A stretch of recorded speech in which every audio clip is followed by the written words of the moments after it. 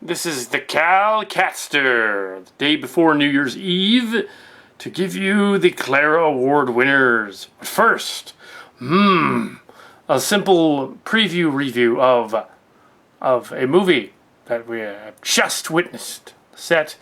We had many of the cast from Valley Stories, the Atmospheres, Valley Stories, at the choir group and worship group, including Debbie Grobman and Ruth Chen and Marissa Campbell and Samantha Campbell and Brad Carey and a bunch of the cast watching see Les Miserables. Yes, the musical version with Hugh Jackman and Anne Hathaway and Russell Crowe. Yeah, very good movie. Should win the Oscar for Best Picture, Best Song, and whatnot. Although I'm kind of partial to the Lord of the Rings song, as you can tell. More so than the ones in Les Miserables. Yeah, good movie. Go out and see it. It's our best drama, best musical. The other stuff is less than that. So that's all the review I want to say of that. I haven't yet written a review of it, but I likely will blog one tomorrow. Anyway, I have here the Clara Awards to remind you of the nominees of Best Fantasy Film, Science Fiction Film. The nominees were Looper, Marvel's The Avengers, The Hobbit, An Unexpected Journey, Skyfall, Life of Pi, The Dark Knight Rises, and Iron Sky. I'm one of the few reviewers out there that has said Dark Knight Rises should be up there with something, should get something. I'll throw in some technical stuff in there they could also get. And the nominees for Best Fantasy Film. And the winner for Best Fantasy Film of the year 2012 goes to, unexpectedly, Marvel's The Avengers. Gets the win for the Kal Kat show. It said Marvel's The Avengers, although it was based on the comic book series and it was a build-up from other movies, was the best fantasy film of the year. Now, The Hobbit has also been nominated for other categories, so it may still win for something else, but not for fantasy film. Next, we go on to Best Animated Fantasy Film, which is an interesting way, or Best Animated Film. Mark's Cards thought that actually, although Ariadne was actually released later, it actually was based on an earlier work, that it should get a nod as well. Okay, so we're going to give it a nod as well because Mark's Cards is co-creator. So we're going to so we're going to raid, we're going to put Ariadne back in there for something under the nominee nods. Ariadne or the Borrowers, Wreck-It Ralph, Rise of the Guardians, that was the one with the Santa Claus and the Easter Bunny and all that, Disney's Brave, and Pirates Band of Misfits. The winner of the Best Animated Film of the year, Mark's Cards and I decided that Wreck-It Ralph wins. Wreck-It Ralph wins Best Animated Feature of this year. Last year he said that a little-known Japanese movie was his choice for the winner, and we've forgotten what it was. Next, and the other one, Ariadne gets a nod for creativity. Oh, let's see. And also, let's see, okay, horror thriller. Cabin in the Woods was taken off because it actually is a movie from last year. But Mark's Card said we should put it back on. So we're going to put it back on as a nominee for Best Horror. It doesn't mean it's going to get it, just means it's a nominee. Okay, that's the Best Horror Movie. Horror fantasy / movie. Followed by Chronicle, which really was science fiction but was horror as well. Sort of a modern version of Akira in a way. Same kind of idea. And Heroes, sort of Akira Heroes hybrid. Django Unchained, which is a rewrite of an Italian play. We haven't reviewed that one yet. In which Quentin Tarantino decided to set it in old Western days with slaves. That's not what the original was about at all. So people have a controversy over the slaves. The original was not about that. The original was about an Italian bandit, apparently, running around with guns and killing bad guys. So this version is not that. Hence the references to Alexander Dumas and the Three Musketeers. It was a Three Musketeers parody, interestingly enough. Kind of. So here we have the Django Unchained is one of them.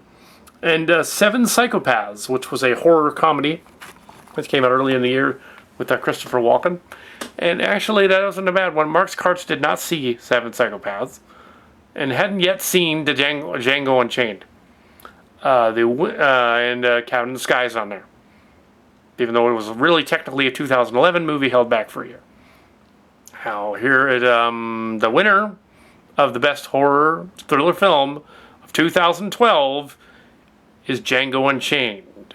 Django Unchained wins best horror thriller of the year. You won't see a horror thriller or fantasy film at the Oscars this year. You won't see it. It just won't happen. Okay.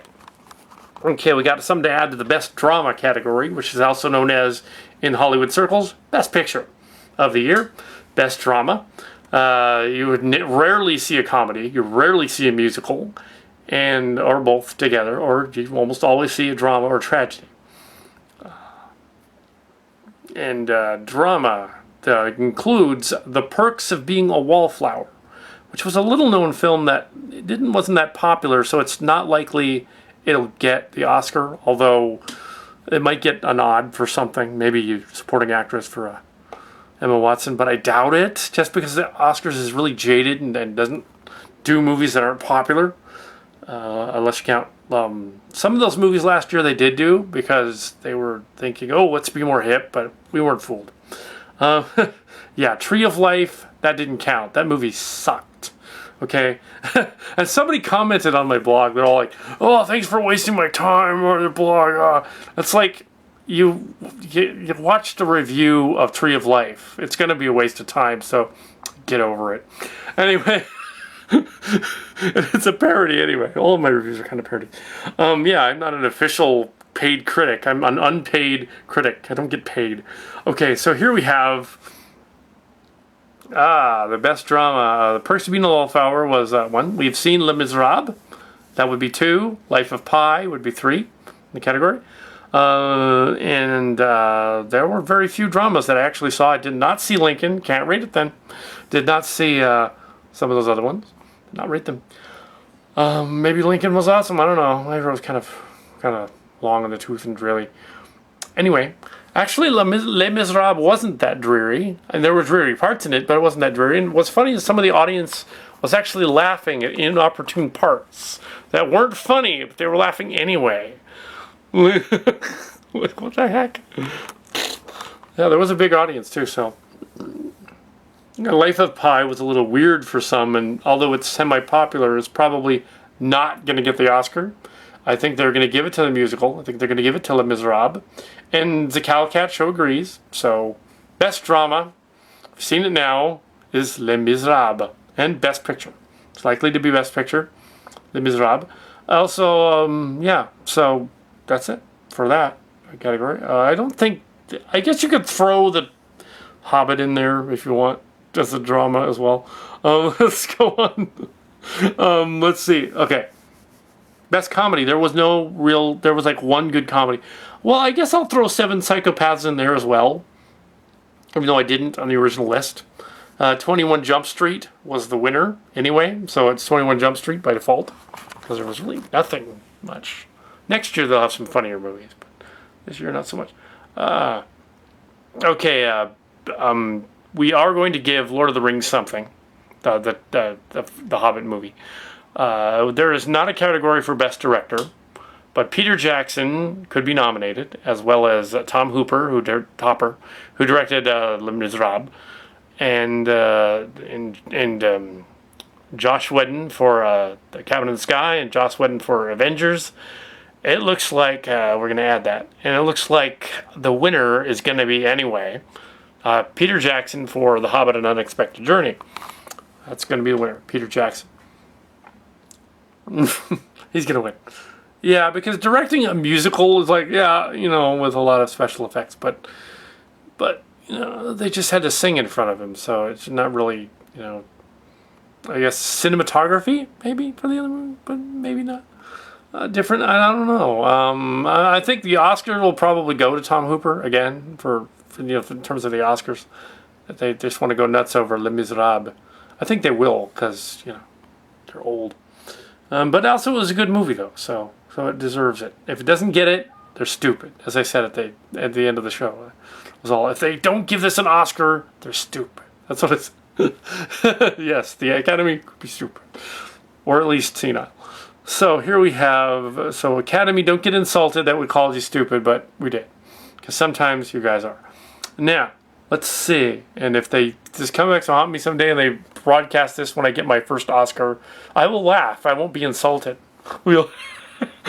So I'll be like, yeah, I called you guys dumb years ago. So what? But anyway, let's see. Best family director, Chris Nolan, The Dark Knight. Why did I? Okay, fantasy director, I chose Joss Whedon and Chris Nolan and Peter Jackson, and now added this other one. I don't know if that Batman movie. I mean, it was good, but it wasn't as good as the first and second one. It was good, but it wasn't the best movie of the year, best director of the year deal going on. There were just some plot holes. But that's that's him. Best drama director, Tom Hooper, Les Miserables, or Ang Lee for the Life of Pi. Hey, Cat. Cat wants to rate something. You liked it too? Kitty Cat liked it. Kitty Cat liked Life of Pi. She didn't see it, but she liked it. Sorry, Kitty, you're not going to win Life of Pi. We're giving Best Fantasy Director, Joss Whedon, or Chris Nolan, or Peter Jackson.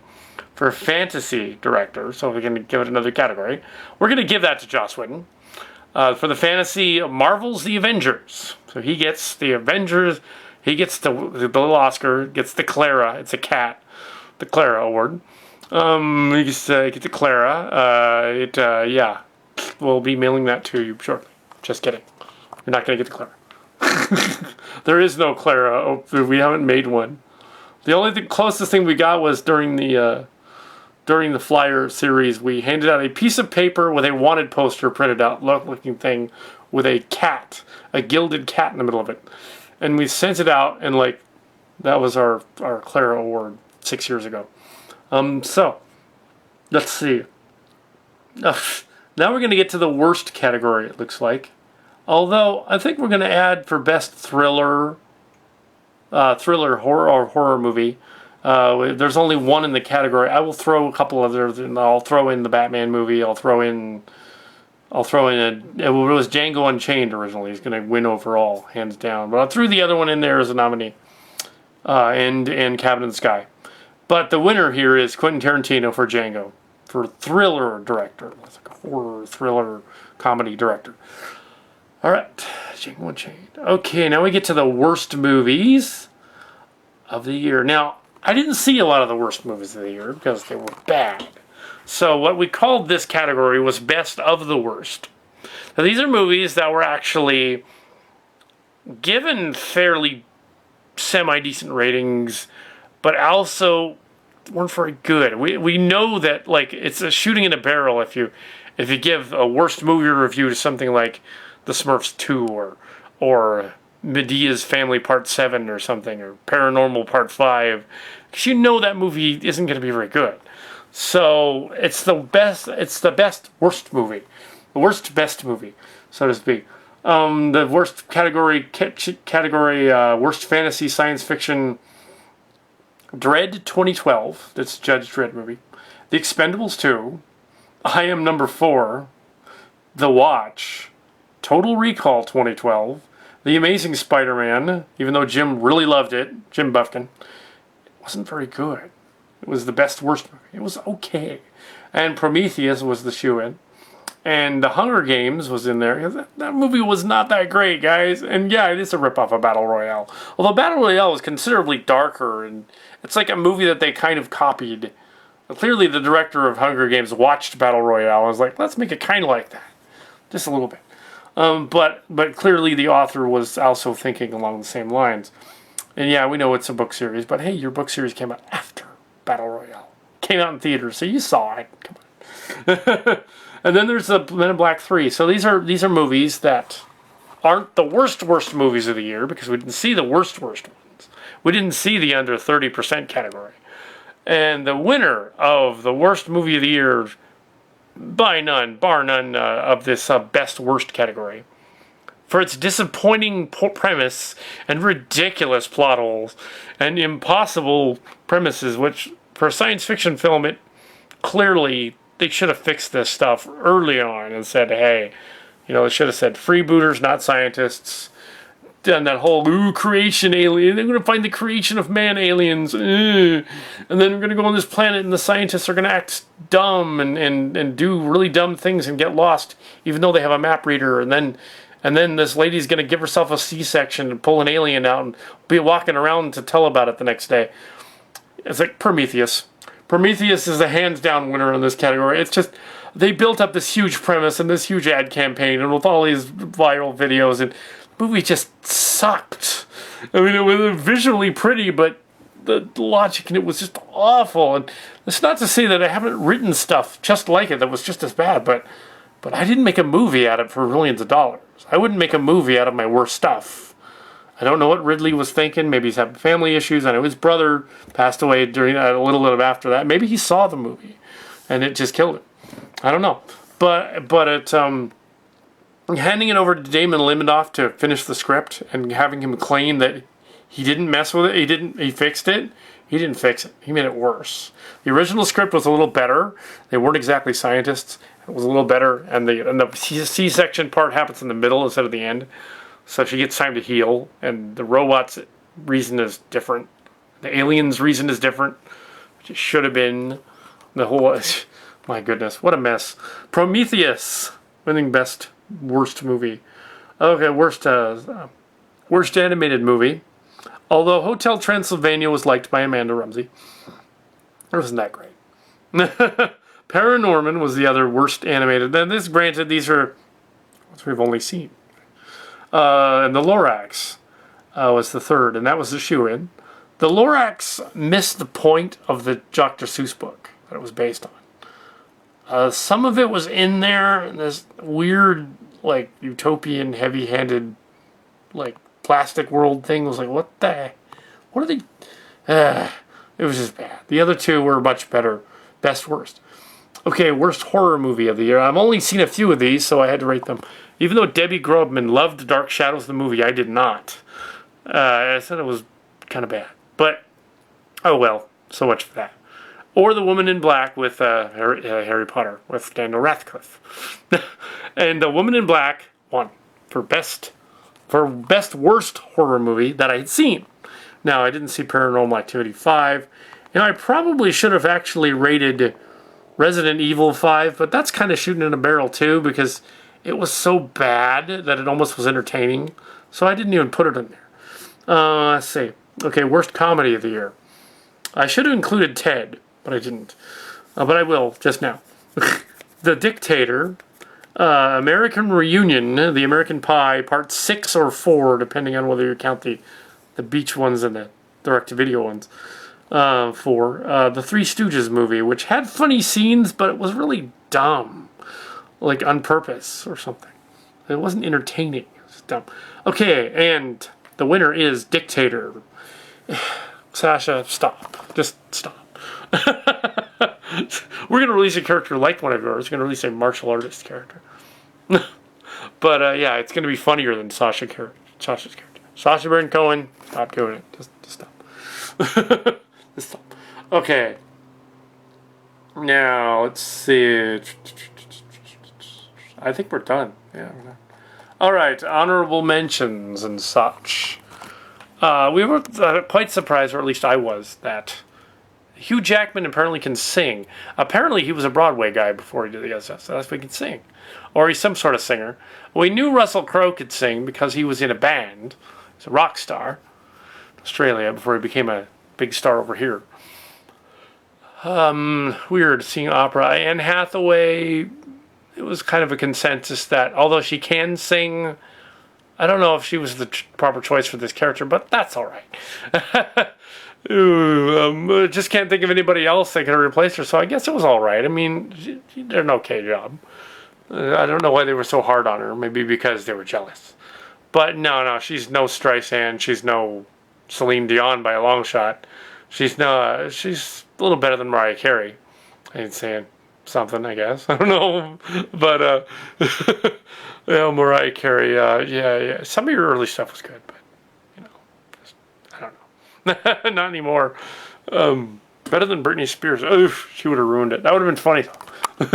But yeah. So if they got singing actor awards, then that other movie will. Les Miserables will walk away with all kinds of Oscars. Oh yeah, they're probably going to win most of them. Dark Knight Rises is going to win for cinematography or something. Ooh, but really, in terms of visual, stunning stuff and different innovation, cinematography, I would go with the Hobbit movie. I would give the Lord of the Rings, those kind of technical stuff. 48 frame movie, pretty looking. And I saw the 9-minute Star Trek trailer, and yes, that planet is called Nibiru in it. Why, Abrams, why did you call the alien planet Nibiru? Why? Why'd you do that? You know why? Guess who co-wrote it? Damon Lindelof. Not a good sign, but let me know that even if that movie better not start, but maybe it won't. Maybe somehow they'll pull it out of the mire. Star Trek movie will be good. It better be good. Our Star Trek film, the Star Trek Chimera, is still in production. It's the longest production ever, as Mark Scards pointed out. If we were working for a studio that wasn't us, we would have been fired a long time ago. So, just a cat. And so, Chimera should be out. We were saying the summer of 2013, but I seriously doubt that. We'll have ours out by the time the next one is. We're probably looking at the 47th anniversary of Star Trek, around September of 2013. We will bow into the screens of YouTube with Star Trek Chimera, the Destiny device. So our animated, well, sort of pseudo-animated go-motion puppet thing, like the Transtech movies were. Our go-motion Star Trek movie is going to be out, and you're going to see it. It's going to be awesome.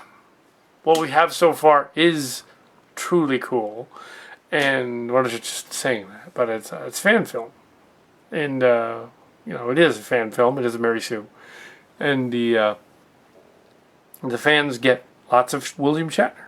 So if they want William Shatner fans out there, there will be Kirk and Spock, everybody through by way of the holodeck and other things we're not going to give away, and the new crew of the Chimera and the next generation crew and the DS9 crew. It'll be falling around the anniversary of DS9 beginning, roughly 2013. I know it started in 1993 in January, but it'll be in the same year, so it'll be the 20th anniversary of DS9 and the 27th of Next Gen or something like that. So yeah, so that's cool. And it's going to be pretty awesome. And there's a little Voyager in it too. And everybody's rank is a little bit promoted, which they should be. And we essentially fixed Nemesis. We've taken the... we fixed what happened at the end of Nemesis, let's say. We've made it more interesting. Yes. It's not to say that we brought Data back. We didn't do that, but sort of. There's sort of an homage to Data, and we're not giving that away, but there is an homage. And Chimera, as you probably hinted at on the internet, already is looking to be a Q movie. The voice of Q will, of course, be Kal Kat. Or maybe it's Silly Kelly. I don't think about it. It's probably Silly Kelly. But it's one of my personae. Anyway, so Kal Kat Show. I will see you on New Year's Eve for the Slammin' Crazy New Year's party.